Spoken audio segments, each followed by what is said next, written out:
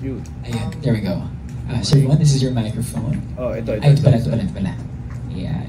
Bigyan natin. Hello. Considering din sa sinabi ni Jerome na about sa cancel culture, bashing, ano yung cope-up mechanism ninyo to hold on to your craft?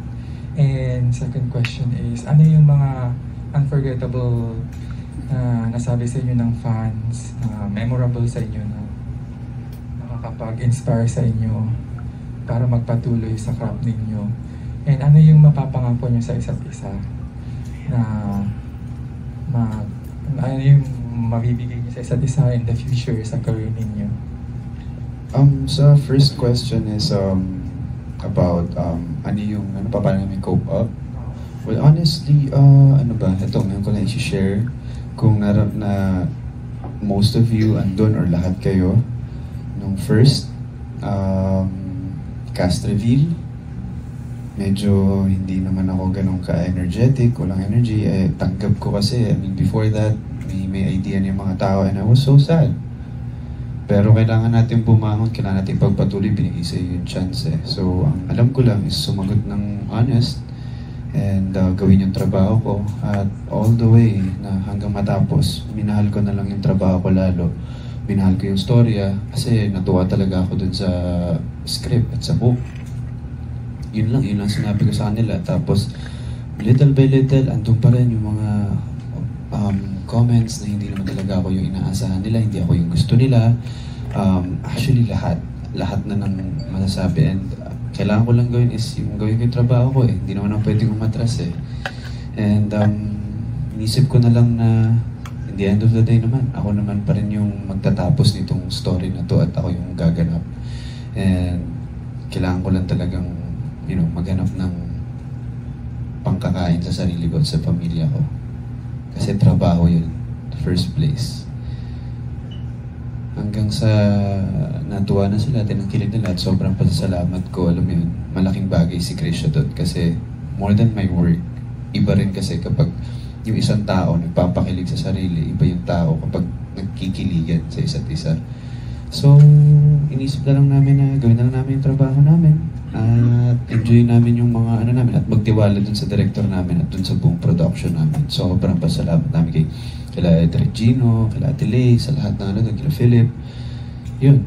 Ano yung second question is... Ano yung mga unforgettable na words? Oh, unforgettable. Unforgettable yung isang may nakausap kami, pumunta kami sa MOA Globe. Kasi may nagpa-LED, pinakita sa amin kasabay nung sa New York na LED. Sinabi niya lang sa amin, sabi ko parang series, parang ganda nung niya eh. Nakita ko emotions niya eh. From nanginginig na nagkukwento na, alam niyo po ba, ganito kay about sa parents niya, no? Tapos, hindi niya alam gagawin niya. Tapos, nung nakita niya daw kami, napapanood niya, nanginginig na, nagka-crack na yung voice. Sabi niya, dati, gusto lang, nakalimutan ko yung sinabi niya social media lang. But then, kinuwento niya nung pinapanood niya na kami, yun daw yung naging pahinga niya.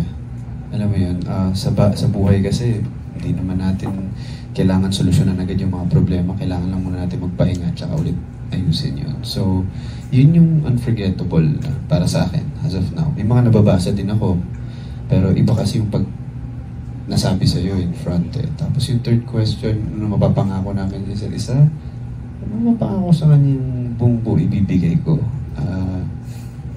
sa lahat.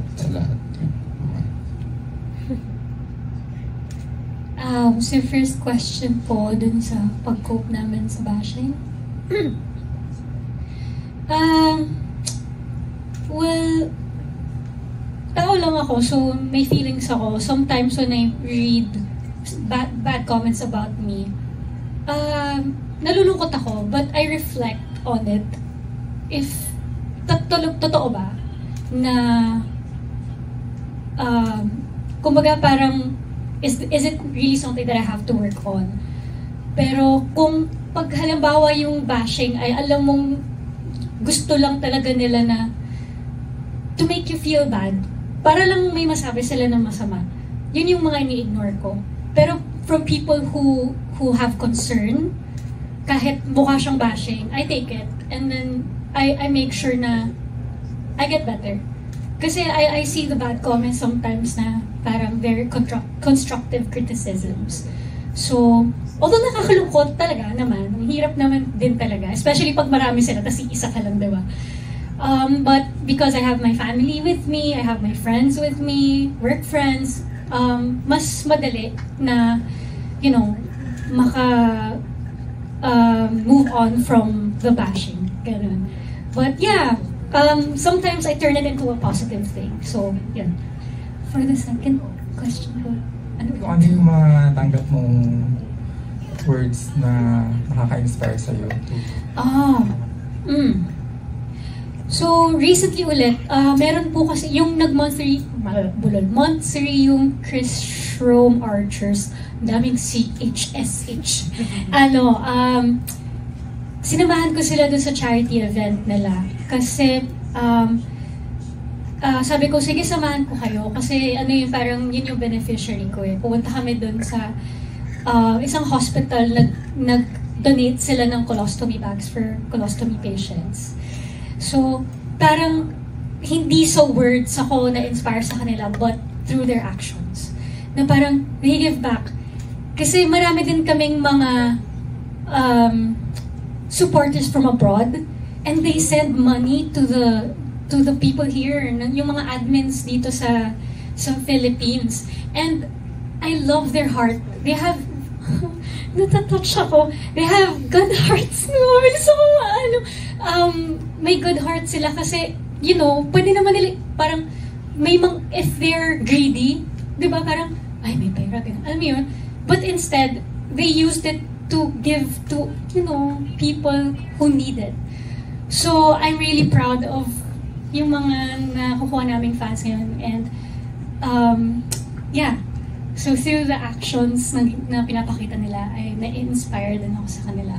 And then the third question ko ulit. Yung third question is, ano yung may pangako? Pangako ko sa'yo. That, kahit anong mangyari, hindi ako magbabago.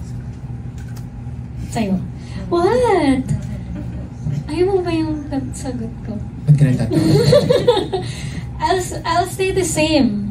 Like, I'll always be happy for you. Alam mo yun, kung sino ako ngayon, hindi ako magbabago.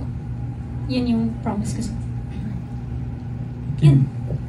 Pwede ba, paano ba itago yung kilig dito? Kasi hirap na ako. Alright, thank you so much. Next in